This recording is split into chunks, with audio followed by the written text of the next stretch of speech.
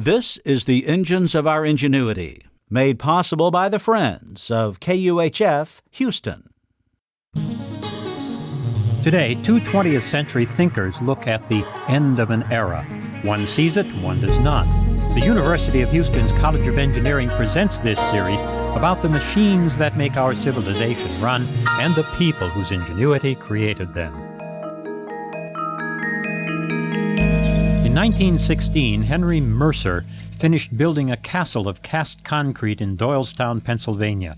It was a museum to hold his collection of old wagons, fireplace tongs, spinning wheels, salt boxes.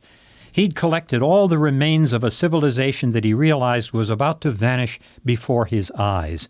Today, Mercer's museum houses a whole class of technologies that had been unchanged for centuries in 1900 and were gone forever a few years later. We get quite another slant on the same story when we look at a hydraulics text by Edward Bowser, who once taught civil engineering at Rutgers. Bowser published the book in 1885, 12 years before Mercer began building his museum. The last edition came out in 1921, 5 years after the museum opened. The book offers a nice calculus-based course. It's hardly the cookbook instruction that too many engineers got a century ago. It reads like a medieval text in logic. Propositions are set in italics. They're followed by corollaries and scholiums. Bowser provides hundreds of examples, from the trajectory of water jets to the stability of ships. But then, tucked away among the examples, we see the same thing Mercer saw. Medieval machines keep popping up all through the book.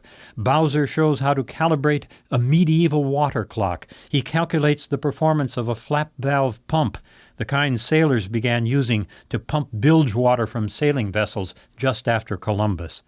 But the real surprise is a long section on every kind of water wheel, undershot, overshot. Water wheels were the power source that took medieval Europe out of the Dark Ages. By the time Mozart was a kid, engineers were finally figuring out how to analyze them. When Bowser was born in 1845, modern water turbines were very suddenly starting to put water wheels out of business. By the time his 1921 edition came out, a water wheel was as out of place on its pages as an oar-driven ship would have been.